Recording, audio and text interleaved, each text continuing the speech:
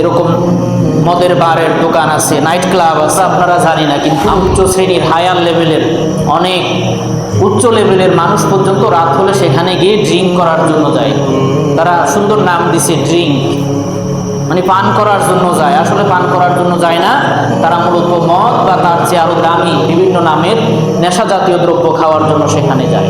পেয়েছি যে এ সংক্রান্ত কোনো ব্যবসা, কোনো বাণিজ্য সমাজে বা রাষ্ট্রে পরিচালনা করা আল্লাহ তাআলা হারাম করে দিয়েছেন। গভর্নমেন্ট বৈধতা দিলেও এটা মুসলমানের জন্য হালাল হবে না। গভর্নমেন্ট যদি বৈধতা দেয়ও মুসলমানের জন্য এই ব্যবসা হালাল হবে না, কারণ আমরা পূর্ণাঙ্গ ইসলামিক রাষ্ট্রে বসবাস করি না।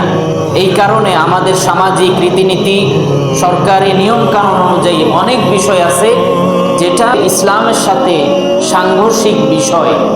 তো সেখানে আমাদেরকে কি করতে হবে? রাষ্ট্র যদি আমাদেরকে বৈধতা দেয় তারপরেও এই বৈধতা হালাল হবে না।